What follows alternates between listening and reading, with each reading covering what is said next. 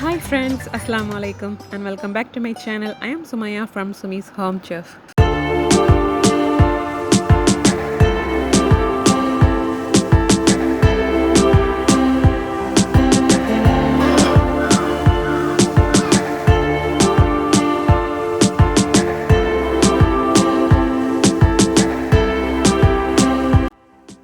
Friends, இன்றைக்கி நம்ம சேனலில் பார்க்க போகிறது மை மதர்ஸ் ஹவுஸ் டூர் தான். ஸோ நாங்கள் இப்போ வீட்டில் இருந்து கிளம்பிகிட்ருக்கோம். போய் ரீச் பண்ணுறதுக்கு 45 minutes to 1 hourக்குள்ளே டைம் எடுக்கும். அண்ட் இப்போ பார்த்திங்கன்னா பார்வதிபுரம் மேம்பாலம் வழியாக நம்ம க்ராஸ் பண்ணி போயிட்டுருக்கோம். அண்ட் நான் ரொம்ப நாளாகவே மதர்ஸ் ஹவுஸ் டூர் போடணும்னு நினச்சிட்டு இருந்தேன். அண்ட் போயிட்டு வீடியோ எடுக்கிறதுக்கான டைமும் சரியாக இருக்காது. பட் இந்த வாட்டி கண்டிப்பாக எடுத்தே ஆகணும் அப்படின்னு சொல்லிட்டு தான் நான் நினச்சிட்டு இருந்தேன். ஸோ அதனாலேயே இப்போ நான் எடுக்க போகிறேன். அண்ட் ரொம்ப பக்கத்தில் வந்தாச்சு. ஸோ இப்போ பார்த்திங்கன்னா இதுதான் மணக்காவலை சர்ச்சு. ஸோ ஃபைனலாக ஆஃப்டர் 1 hour ட்ராவலுக்கு அப்புறமா நம்ம வீடு சேர்ந்தாச்சு. Okay friends, let's go inside.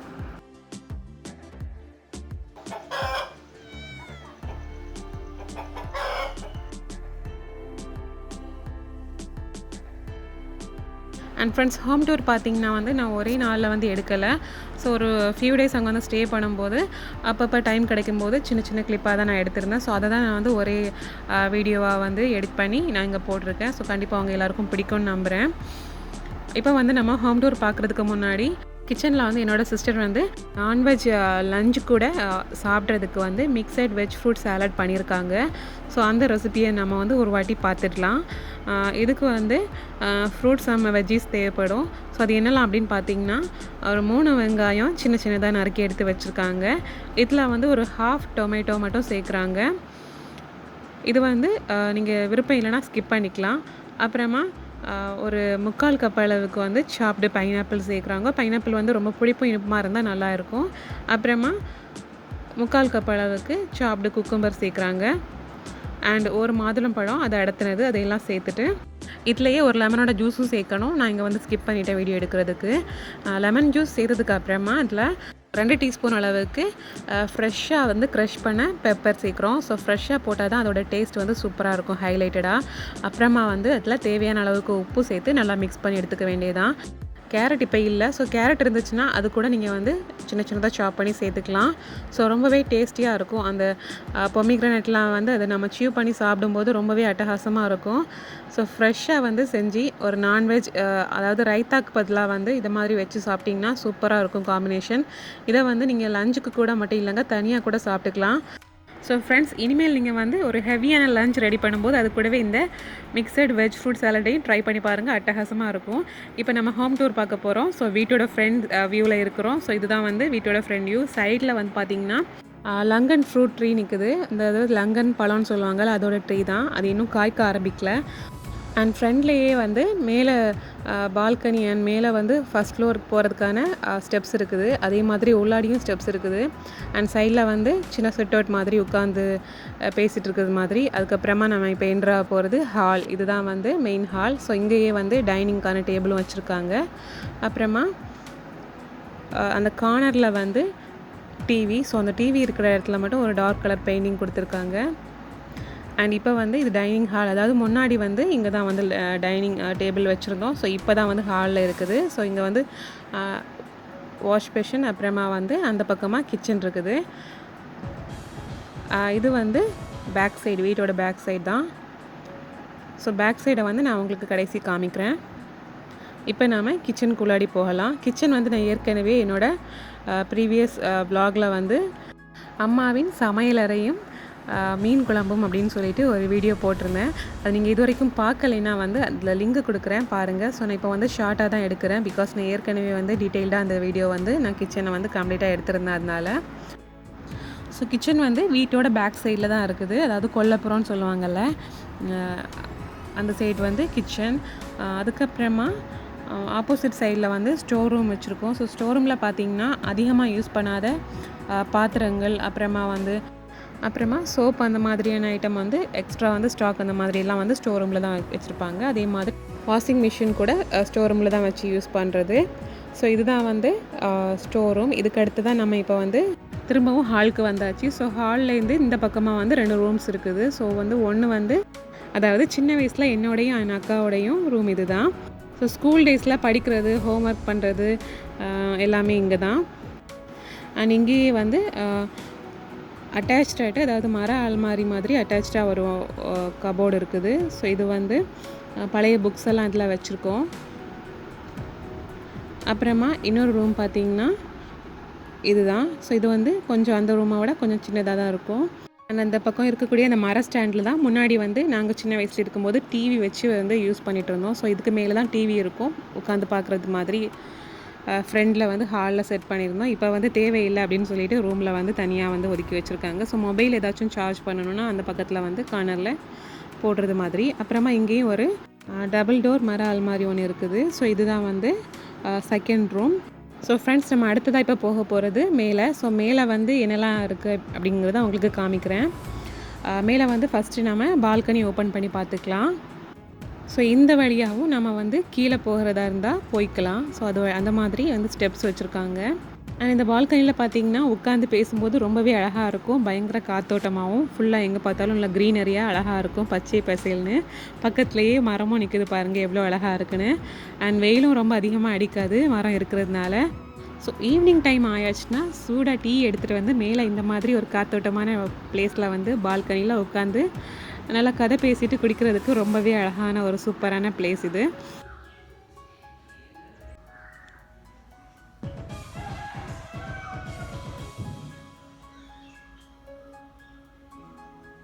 And இதுதான் நான் சொன்ன ஸ்டெப், அதாவது வீட்டோட ஃப்ரண்ட் சைடு வழியாக மேலே வர்றதுக்கான ஸ்டெப்ஸ்.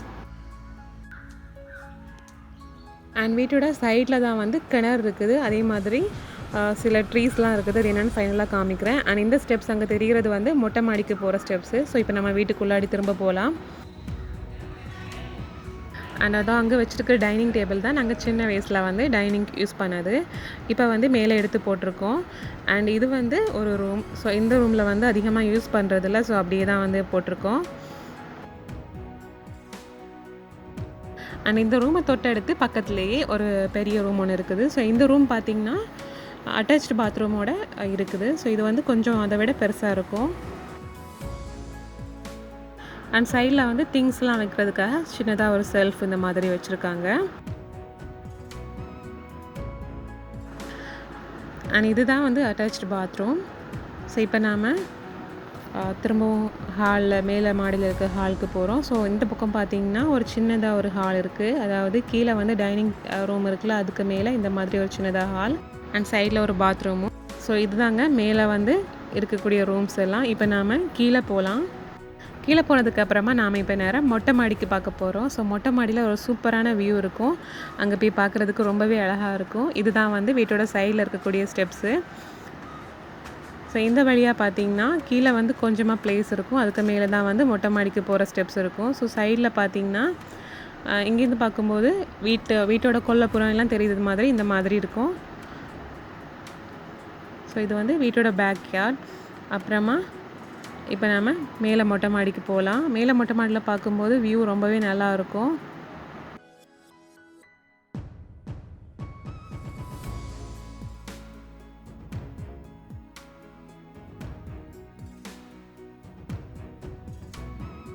ஸோ இதுதாங்க மொட்டை மாடி.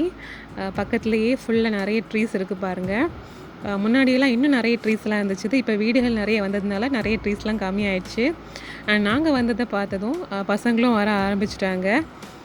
ஸோ எல்லாம் வந்து இப்போ வந்து சொடக்கு சீசன்னால் நிறைய சொடக்கு வாங்கியிருந்தாங்க வீட்டில். அதை வச்சு பசங்க வந்து மொட்டை மாடியில் கொஞ்ச நேரம் விளையாடிட்டு இருந்தாங்க. அதுக்கப்புறமா தான் நாங்கள் வந்து கீழே போனோம். சொடக்கு பார்த்திங்கன்னா நான் வந்து முன்னாடி ஸ்கூல் படிக்கும்போது ஸ்கூல் டேஸில் தான் வந்து யூஸ் பண்ணேன் அதை வந்து சொடக்கு விடுறது. அதுக்கப்புறமா இப்போமா தான் சான்ஸ் கிடச்சிருக்கு. ஸோ ரொம்பவே ஹாப்பியாக இருந்துச்சு. ஸ்கூல் படிக்கும்போது பார்த்திங்கன்னா வந்து ஃப்ரெண்ட்ஸில் வந்து யாராச்சும் ஒருத்தங்க கொண்டு வந்து எல்லோரும் ஷேர் பண்ணி எடுத்துக்குவோம். அண்ட் ஒன் ப்ளோவில் வந்து யார் அதிகமாக சொடக்கு விடுறாங்கிற காம்படிஷன் வேறு வச்சுக்குவோம். ரொம்ப ஜாலியாக இருக்கும். ஸோ இப்போ நம்ம கீழே வந்தாச்சு. ஸோ இது வந்து வீட்டோட சைடு வியூ. சைடில் வந்து நவர பச்சில வச்சுருக்காங்க. அண்ட் இந்த கயிறில் வந்து வீட்டிலேருந்து பிச்சி செடி எடுத்துகிட்டு வந்து வச்சுருந்தோம். பட் அது வந்து பட்டு போயிடுச்சு. அண்ட் சைடில் கத்தாழை வச்சுருக்காங்க. இந்த பிளேஸில் இனிமேல் தான் நிறைய செடிகள்லாம் வைக்க வேண்டியிருக்குது. பசங்க வந்து சொடக்கு செடியோட இந்த லீஃபை வச்சு அதை வந்து பிளான்டிங் பண்ணிகிட்ருக்காங்க. சொடக்கு செடியை பொறுத்த வரைக்கும் அதில் உள்ள லீஃப் நல்லா விளைஞ்சு போன லீஃபை வந்து போட்டிங்கன்னா அதுலேயே புதிய சின்ன செடியெல்லாம் வந்து முளைச்சி வரும். அண்ட் ஃப்ரெண்ட்ஸ், உங்களில் யாரெல்லாம் வந்து சின்ன வயசில் இந்த மாதிரி சொடக்கு வச்சு விளையாடி இருக்கீங்க அப்படிங்கிறத கமெண்ட்டில் மறக்காமல் ஷேர் பண்ணுங்கள். இப்போ நம்ம நிற்கிறது வீட்டோட பேக் யார்ட், அதாவது கொல்லைப்புறம். ஸோ இந்த பக்கத்தில் சைடில் பார்த்தீங்கன்னா லெஃப்ட் சைடில் கோழிக்கூடு இருக்குது. ஸோ இப்போ வந்து கோழியை ஓப்பன் பண்ணி விடுறாங்கம்மா.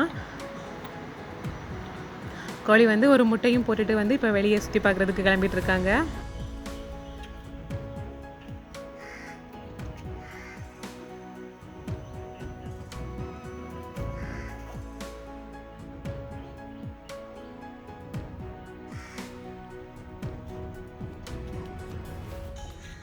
பேக் யார்டில் சைடில் வந்து என்ன ட்ரீஸ்லாம் இருக்குது அப்படின்னு பார்க்க போகிறோம்.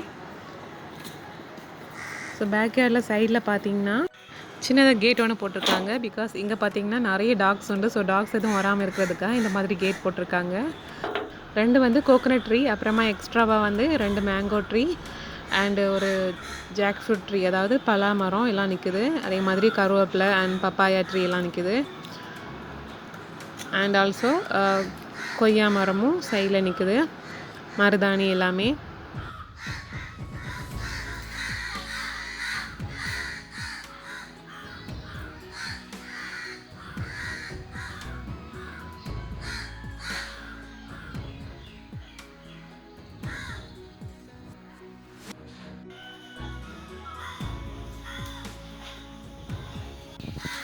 அண்ட் இதுதான் கொய்யா மரம்.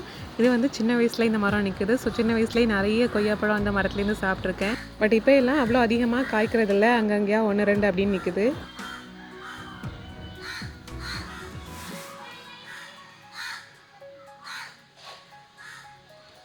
அதே மாதிரி ரம்புத்தான் ட்ரீ ஒன்று நிற்குது. இது வந்து ஃப்ரெண்டில் நின்று ரம்புத்தான் ட்ரீலேருந்து சாப்பிட்டு அந்த சீடை போட்டதுக்கப்புறமா அங்கேருந்து முளைச்சி வந்தது தான்.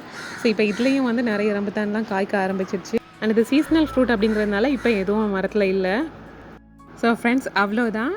இதுதான் என்னோடய அம்மா வீடு. அண்டு வீடியோ பார்த்திங்கன்னா அப்பப்போ எடுத்த சின்ன சின்ன கிளிப்ஸ்லாம் ஜாயின் பண்ணி ஒரு வீடியோவாக மேக் ஓவர் பண்ணி போட்டிருக்கேன். ஸோ ஃப்ரெண்ட்ஸ், கண்டிப்பாக உங்களுக்கு இது பிடிச்சிருக்கும்னு நம்புகிறேன். அப்படி பிடிச்சிருந்துச்சுன்னா வீடியோக்கு மறக்காமல் லைக் போடுங்க, ஷேர் பண்ணுங்கள், கமெண்ட் பண்ணுங்கள். இன்னும் இன்ட்ரெஸ்டிங்கான vlogs அண்ட் ரெசிபீஸ் பார்க்குறதுக்கு என்னோடய சேனலை மறக்காமல் சப்ஸ்கிரைப் பண்ணிக்கோங்க. இந்த நாள் இனிய நாளாக அமையட்டும். தேங்க்யூ ஸோ மச் ஃபார் வாட்சிங்.